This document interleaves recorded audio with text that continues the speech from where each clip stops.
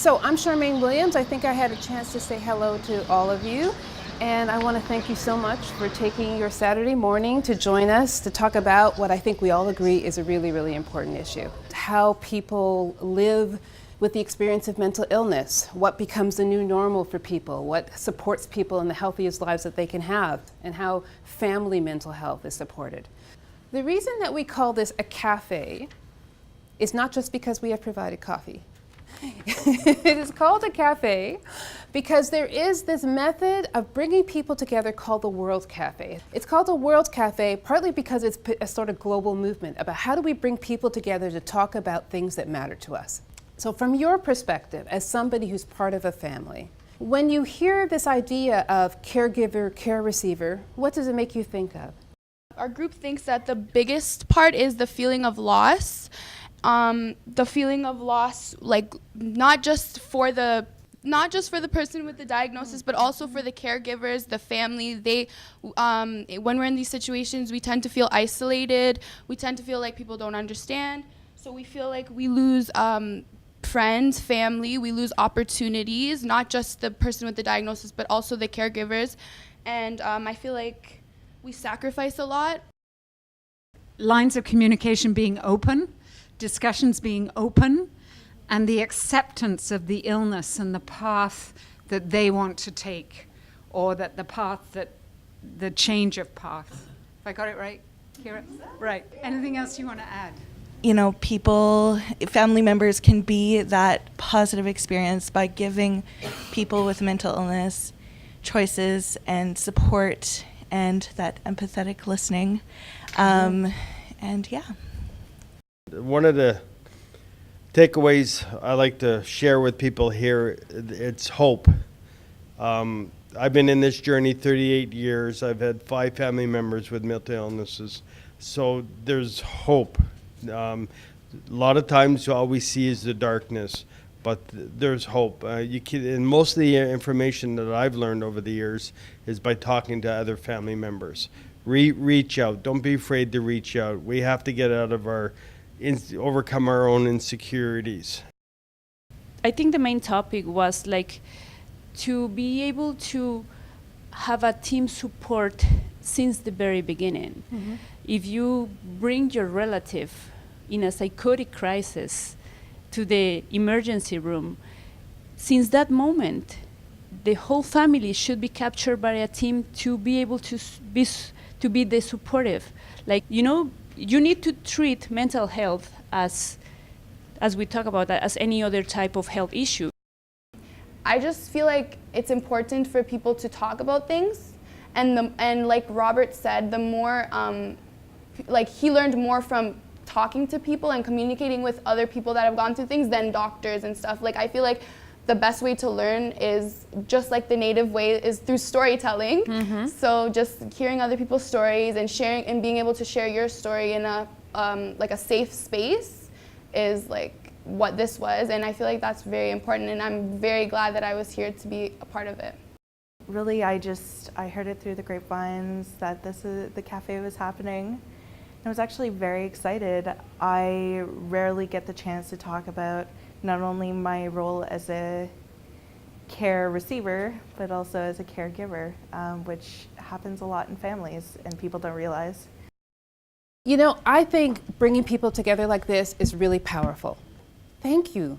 I don't know if I can say how grateful I am. Thank you so much for coming here, for sharing your experiences, for being part of what felt like a really positive and wonderful experience for me as well, and I hope for you. And we will keep you posted on what happens with this project and share back to you as we gather more and more.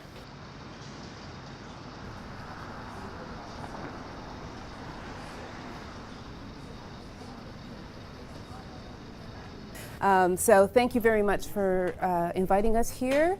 As I've said to you at the tables, thank you very much for giving us your Saturday morning to spend time with us.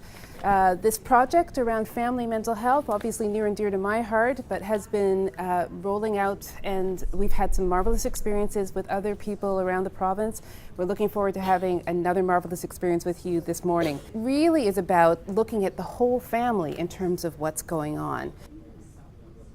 And I know from the experience of the table I was at that there's some stuff that maybe you still want to say, but don't worry, we have more questions. You'll be able to get them into those questions.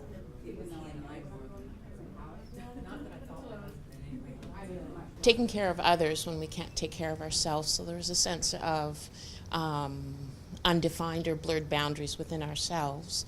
And then there's also blurred boundaries within the family and within our professional relationships. So again, a common theme was the ability to have empathy for others and give out to others in a caring relationship where we weren't able to do that for ourselves. It becomes difficult when you want to give support, but the person does not want to receive that support. It becomes really, really difficult. Hard to get in between when they are refusing the very life support that you are giving up for them, to them. Accessibility, understanding, as well as education, ensuring that the doctors and stuff like that have the information that's needed as well. Because we have people who have found it their own resources and let their doctors know what's out there for us to deal with. Stability of programs. Being able to see a counselor and not have to 6 months down the road change to a different person to talk to, because that ends up being a trigger for a lot of people as well.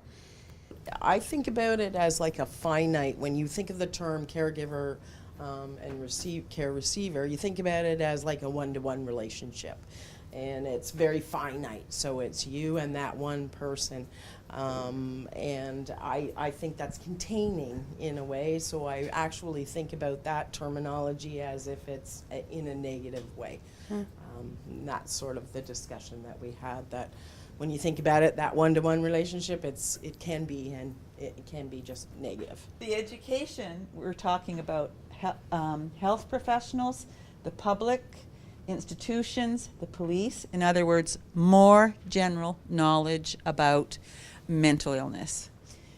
Before coming here today, I've never really openly spoke about how I felt. Like I've always kind of put myself as broken. And then when speaking with some of the other people today, they said that they felt the same way, like that there's something broken, and that's kind of how society is looked at disabilities and mental health and anything like that, is as a broken object. But being able to hear other people say it kind of makes me feel like, okay, I'm not the only person who's going through that, and we were able to talk openly about it and how we can kind of try to overcome the whole labeling of broken and realize that it's just part of us. There's so many other people who are in a similar situation, and this has got to change, and we are on the verge of changing it. The Commission on Mental Health in Canada is a stepping stone. Peer support is another stepping stone. We are on the verge of changing this, and I want to be part of that change. I want to be there for the peer support. I want to be there to be helping people in transitioning from the hospital. We are recognizing there is a need. So far, the families and non-profits are the people that are coming to the rescue, but it's going to work its way up. I would like to thank you for your service in this field, and because without you folks, and I'm thankful that you're reaching out. What I also found very interesting today was to have folks that are challenged with mental illness in the group. Often I found that we're separated when we're talking about things, and I think that having this today was a wonderful way of working together, because I heard some things today that I'm going to take away. So I'd like to thank you for Thank you. Thank you. This is a movement that was started actually in Canada 150, where they wanted to have conversations about mental health all around the country. So you see it said, let's talk about mental health. So you're supposed to hold a conversation and then pass it on to somebody else and say, go start a conversation somewhere.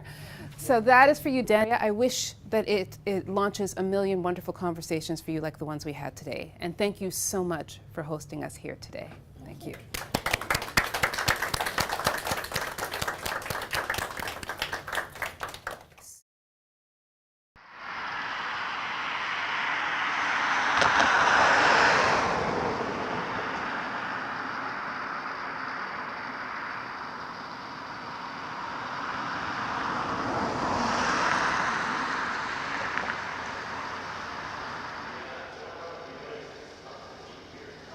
As I was saying to Carla before, this is a very special cafe for us.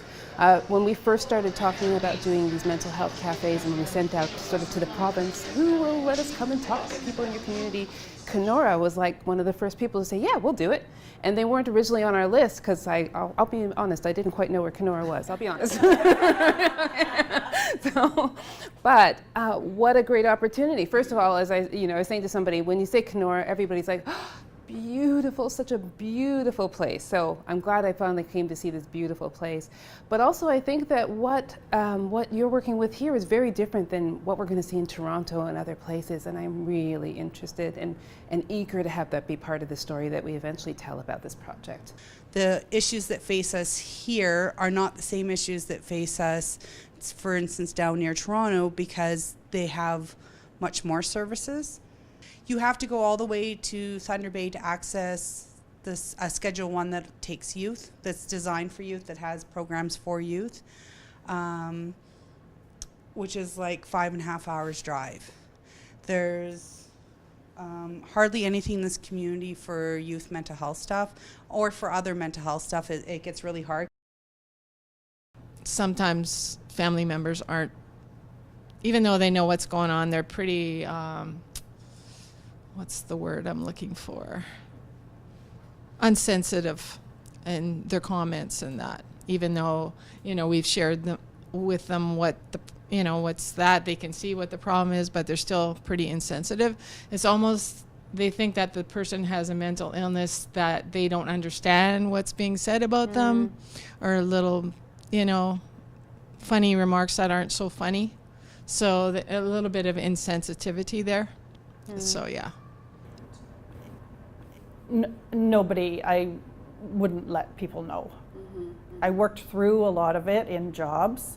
I was a waitress, and there was a lot of times, I know a few times, where my anxiety was so over the roof that I would go into the washroom and sit on the floor, and I would just be shaking and crying and talking to myself and saying, you can get through this shift, you can get through it. You have a restaurant full of people, I'm the only waitress, and I can't make a scene, I can't say I have to go home.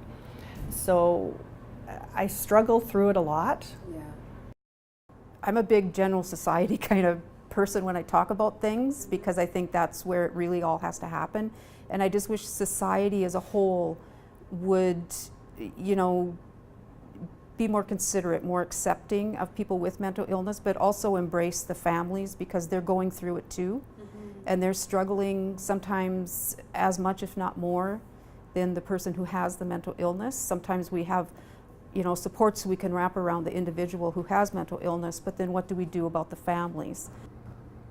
I have an insight into what my family went through, because I do talk to my mom and my dad about what it was like when I was going through the struggle and mental illness myself. And I think that the main point they wanted me to drive is that they didn't know where to turn. It was hard because to have their son go from a person they knew to the person he was now, they didn't know where to turn. It's like my mom jokes about having a child. Well, no one teaches you how to be a child or have a child. You just are sort of thrown into it. So same can be with mental illness. They didn't know where to turn, what services provided, what to do. They were just given this problem, and now they have to solve it. You can't give up. That's the main part. Families have a struggle, and they might have a son or a daughter or a mother or a father that are having an issue, but I can honestly say that I am proof that things can go from bad and they can turn around.